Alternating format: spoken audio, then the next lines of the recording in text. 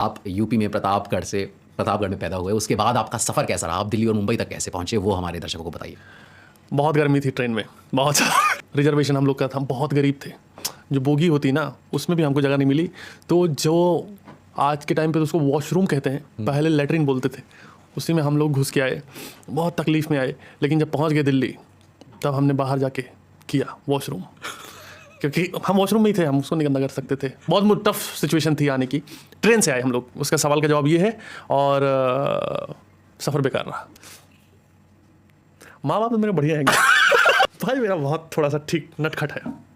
और दिल्ली जब आया मैं, तो मैंने एक चीज़ देखी कि मेट्रो बहुत बढ़िया चीज़ चल रही है यहाँ पे। दरवाजे अपने आप बंद हो रहे हैं। दरवाजे, जो आदमी रिक्शा पे कभी नहीं बैठा हो, मेट्रो पे भी आसानी से नहीं बैठ सकता था, क्योंकि मुझे बाद में पता चला कि टिकट वगैरह लेनी पड़ती। एक तो मेरे को मेट्रो देखने के लिए पटरी से मैं जा रहा था, तो उन्होंने वहाँ रोक दिया कि आप स्टेशन से आओ, सीढ़ी से या लिफ्ट लगी है, आप सीधा पटरी पे मेट्रो देखने के लिए नहीं आ सकते।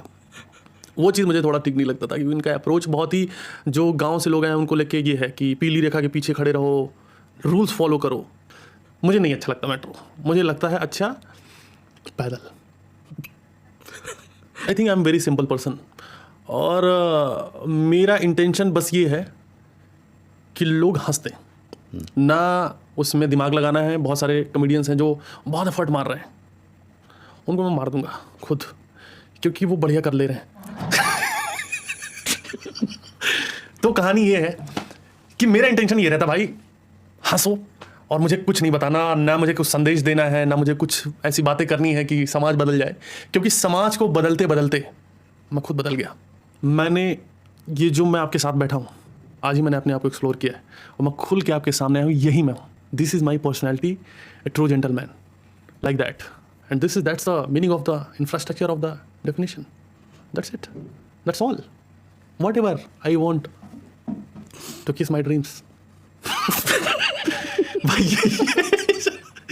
यही है। It's up to the person कि अगर वो व्यक्ति है जो मुंह बना के घूम रहा है जी, तो मैं नहीं ही बैठूंगा उसके साथ। भाई चिल करो, खुश रहो, बस कहानी ये है। नशे करके खुश मत रहो।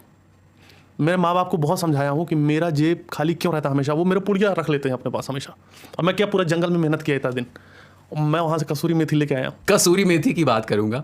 आपके रील्स में कसूरी मेथी का जिक्र बड़ा होता है। आप जहां भी जाते हैं, पहले तो भाग यहाँ से, ऊपर से कसूरी मेथी। अभी आप लद्दाख भी गए थे, वहां भी आपने रील्स में कसूरी मेथी डाली।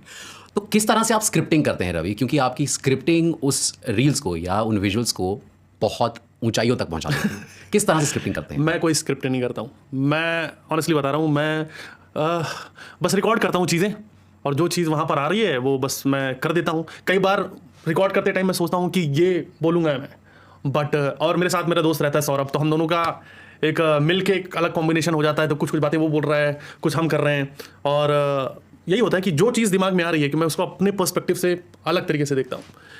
कि जैसे ले लिखा हुआ था उस पर एयरपोर्ट पे जी, तो हमने बोला ले, और उसके बाद जो भी उसमें भाषा जुड़ती हो, तो वो चीज़ हो गई कि हम उसको उस तरह से बोल रहे हैं कि कहीं और जा रहे थे, पर ये ले लद्दाख, तो ले लद्दाख चले गए, ले लद्दाख पहुंच गए।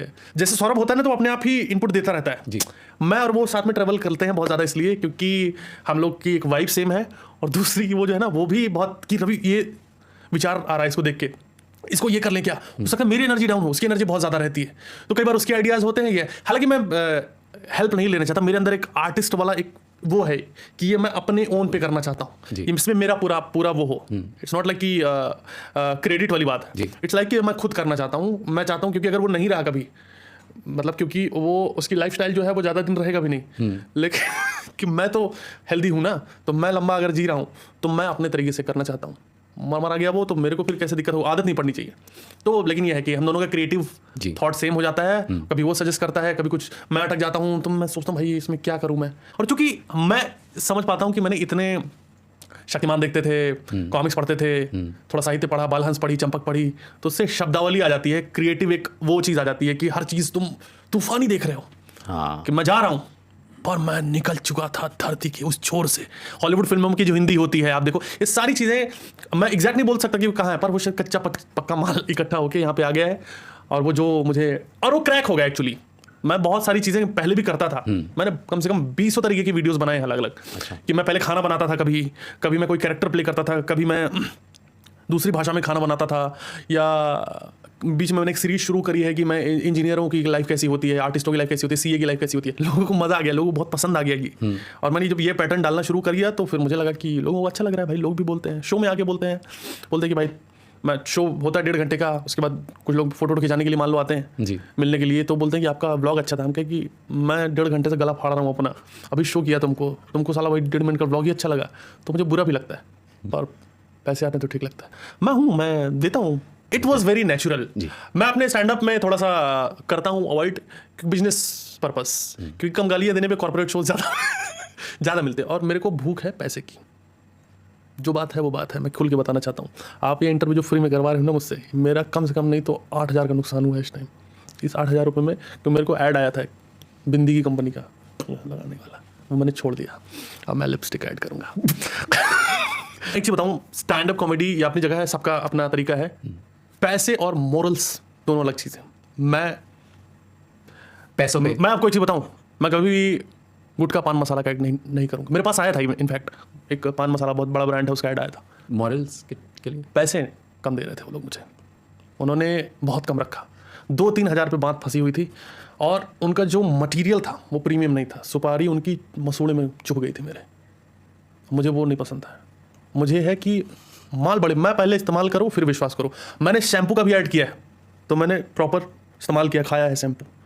अगर बढ़िया शाइनी निकल रहा है माल दांत से, है मटेरियल।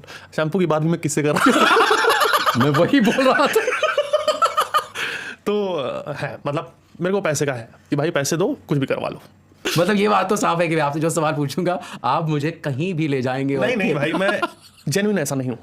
आप जेन्युइनली ऐसे हैं? नहीं, मैं जेन्युइन ऐसे, मेरे को सोसाइटी ने बनाया, माँ बाप ने बनाया, मेरे को फोर्स करके उन्होंने स्टैंड अप करवाया। मैं इंजीनियर बनना चाहता था, इलेक्ट्रोमैग्नेट इंजीनियर। बाद में पता चले कोर्स है ही नहीं। मेरे को म्यूजिक सीखने का मन था, पर मेरे को कोई भी म्यूजिक कॉलेज मेरे को एडमिशन ही नहीं दिया। वो बोले हम बीन नहीं सिखा पाएंगे। बताओ मैं क्या करूँ फिर? क्या आज इंटरव्यू देना पड़ रहा है। मेरा पैदा हुआ था और 3-4 साल बाद मेरे को प्रॉब्लम हो गई थी। डॉक्टर, मेरे दर्द बहुत ज़्यादा होता था, तो चेकअप कराया तो डॉक्टर ने बोला इसके दिमाग में ह्यूमर निकला है। वाह, क्या पंच लिया है आपने। क्या पंच मारा है आपने। तो मेरा सवाल यही कि स्टैंड अप कॉमेडियन उसके बाद की राह क्या? क्योंकि अगर हम बस्सी को देखें तो बस्सी अभी उन्होंने फिल्मों में काम करना शुरू कर दिया है। कोई राजनेता राजनीति में चला जाता है। मैं था ना पॉलिटिक्स में, मैं उनको सलाह देते थे तो मारते थे। मैं उनको बोलता था कि घपला मत करो, मारा थप्पड़ पड़ा। मैंने बोला कि ये पैसे मत खाओ, थप्पड़ पड़ा। आगे का भाई कुछ नहीं है। हाँ। मैं जो मिल रहा है मैं उससे बड़ा खुश हूँ। बस्सी ने फिल्म करी, आपको लगता है बस्सी कोई ढंग से बात नहीं करता आज के टाइम पे, क्योंकि कॉमेडियन फर्टिनिटी ने डिस्क्वालीफाई कर दिया उसको। भाई जब तुमको पिक्चर में काम करना था तुम उठा के वहीं जाते ऑडिशन देने। कब वो लगा? मतलब कोई एक ऐसा इंसिडेंट हुआ होगा या फिर पहले दिन से लगा। जिस दिन मैंने पहले दिन ऑफिस ज्वाइन किया और उन्होंने बोला कि आप ये काम करना होगा, वहीं मेरा मूड सटक गया कि अब मैं काम करूंगा इनके लिए। पैसे वो लोग देते थे हर महीने, बट मेरी नज़र घड़ी पर रहती थी कि 6 बजे 8 बजे मैं कम निकलूँ। उन लोग रिपोर्ट लेते थे मुझसे, मेरे से माँ बाप ने आज तक रिपोर्ट नहीं लिया है। मेरे को मतलब लगने लगा था कि ना ये लोग काम के बदले पैसा ही दे पाएंगे। खत्म हो गया सैलरी ले जाओ, खत्म हो गया सैलरी ले जाओ। और इतने बदतमीज़ बोल रहे हैं कि आपको इतनी सैलरी कैश इन हैंड मिलेगी और अकाउंट में भेज दे रहे हैं। मैं खाली हाथ ही जा रहा हूँ, मैं झोला लेके आ रहा हूँ हर महीने, लेकिन वो कैश इन हैंड बोल के अकाउंट में भेज दिया कि लो भाई तुम्हारे 30,000 तुमको मिल गए।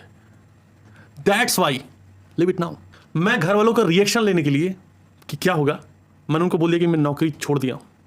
मैंने नौकरी छोड़ी नहीं थी, सिर्फ रिएक्शन लेने के लिए। और जब वो मेरे ऊपर भड़क गया बहुत ज़्यादा कि नौकरी तुमने क्यों छोड़ दी, और मैंने एक टाइम पे मैंने उनको कन्विंस किया कि मैं लाइफ में अच्छा कुछ करूँगा, मेरे पर ट्रस्ट रखो, और उनको कन्विंस कर दिया कि हाँ इसने नौकरी छोड़ के सही किया है।